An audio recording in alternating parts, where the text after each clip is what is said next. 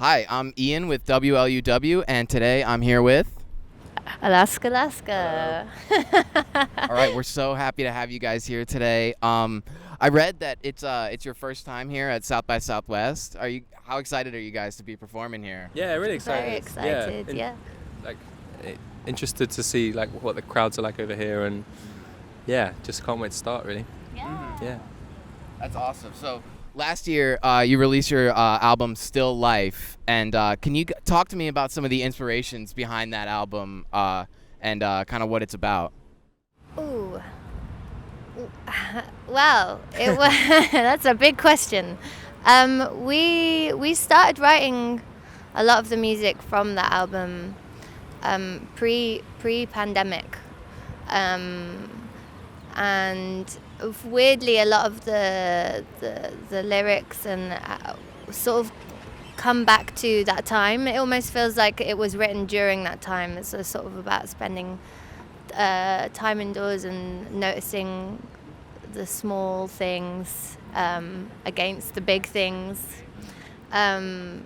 and about technology and how that connects us. And obviously during the lockdown, that was the only thing that really was connecting us. But that wasn't our intention to write something that was for that time. It just so happened that we started writing it, and then it happened, and then we produced the album, and it sort of all became.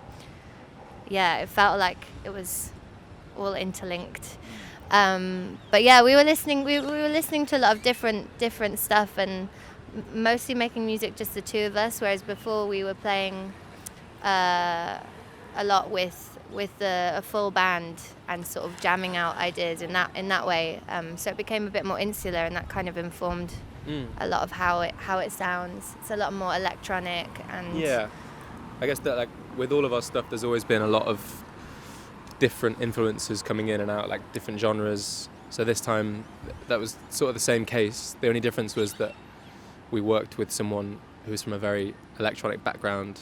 So we co-produced with Jas Shaw, who's in Simian Mobile Disco, and his thing was all like modular synthesis and stripping away a lot of the parts that we'd written in demos and rebuilding them in different ways, and trying to be as minimalist as possible, but still saying as much as we could musically.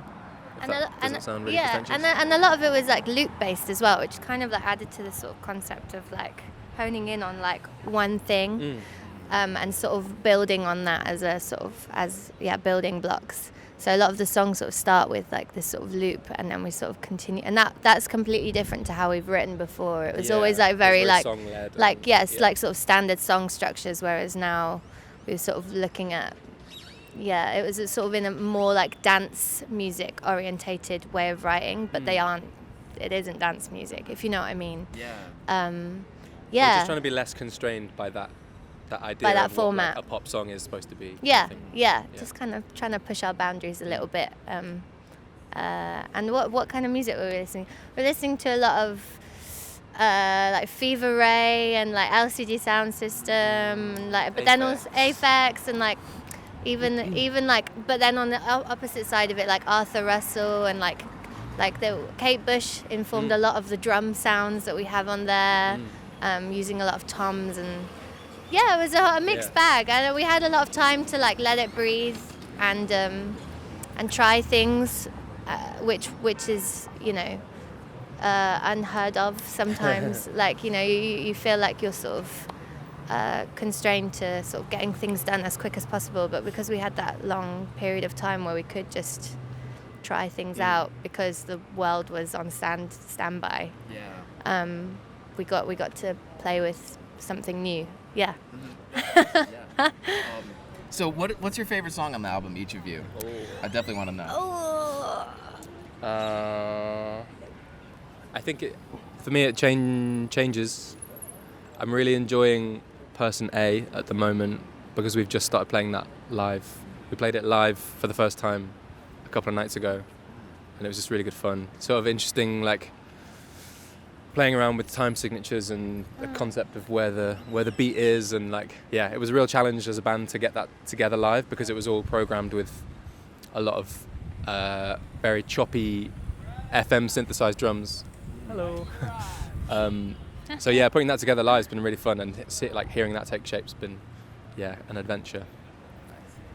For me, I like all of them in their own way, but I do love Long Lasting Pleasure, which is it's just a bit of a slow builder, but I really love. There's a bit where like a whiny synth comes in, and every time I hear it, just hits. I just love it. I love the surrender of it, if you know what I mean. But yeah, we don't play that. We've not played that one yet. Yeah. That's the next one. We've got to learn that one next. Yeah. Awesome. So Lucinda, you said a while ago in an interview that you wanted to be a band that people want to see live, but also a band that people want to listen to on record. How do you think that the band's sound encapsulates that and marries those two different ways of listening to music? Well, I think when we approach the live set, we very much approach it from a like what's going to sound the best live, what's going to be the most fun to play for us as well. Like, we don't want to have loads of laptops on the stage, or like, you know, I mean, we are using a lot more equipment this time round electronically, which is testing. But yeah, just I guess like it's about having fun with it for us. Like, as long as I want everyone to be enjoying themselves. I don't want people to be like, oh, I need to make sure that I've got, you know, this part, and it needs to sound exactly like the record. If there's any like space for like a little improv, or like niche like inflections, or like nuanced bits that weren't there before, that you only hear that one time because, you know, we happen to be like looking at each other, or like the dynamic of the room feels like we can push it a bit harder. There's like, I don't know, giving it the space to change, just like, you know, small, but like it just makes for a more interesting show for us, and hopefully for the people that are watching, and also like just enjoying it. Whereas like with the recording process, obviously it's a lot more insular. You sort of like, you want to perfect things and things like to sound exactly as you hear them in your head, because you have that time and space to make that happen. And I think like, especially on this record, it's the still life is a lot more thoughtful, A little bit withheld. Yeah, and there's like a sort of, you're holding back a little bit, whereas like with the live setup, we're definitely pushing it a lot more. Yeah, we definitely made a conscious choice when making the record that we weren't gonna like give everything. Like, there's definitely moments where you feel like a huge drum beat could come in and it could get huge, but we just like the idea of just save some of those, pulling back on that, and not being too overblown and over the top. But in a live setting, I think the audience like needs that in doses through the set. So it's fun giving them that at certain times. Yeah, the payoff. It's like you can, you know, listen to the record, but if you want the full payoff, also come see us live. Yeah. That's awesome. So, here's one. How did you guys come up with the name Alaska? I'm very interested, since especially considering you guys are from the UK. So. Yeah, everyone seems to find that very interesting over here. Yeah, it's funny that the name I actually came up with years ago, and it was sort of I was trying to think of something different. You know, like names they're always hard to come up with and feel like you're sticking with it, and like something that doesn't already exist, like, you know, and I just kind of, I don't know, I like the way that it looked. It's sort of mountains and valleys, peaks and troughs, you know, and I like that you could just keep going Alaska if you wanted to, but obviously that would be silly. But then it's when we started rehearsing together, and you'd record us like practicing a song, and then you'd email us all that little recording, but the email address that you had from like years before was ALASKALASKA music. ALASKALASKA. We were like, what is that? Like, and then everyone was like, oh, why don't we just use that? So it sort of originated from an email address, but it's just sort of it was a visual thing, and I think like that's kind of what we've tried to do in our music, is sort of give that feeling of like elation and like joy, and like, you know, it's exciting, but at the same time it's kind of melancholic at the same time. Do you know what I mean? So it's kind of like, it's visual. Yeah.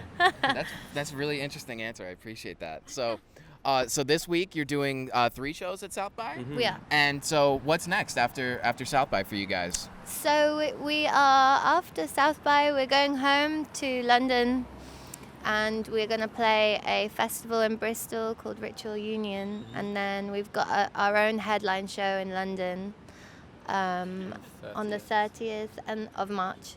And then after that, we're hoping we'll have some summer festival slots. We've kind of, that's kind of we've got a couple booked in. in But I the guess also making. just like getting our set bigger and Yeah. stronger. Yeah.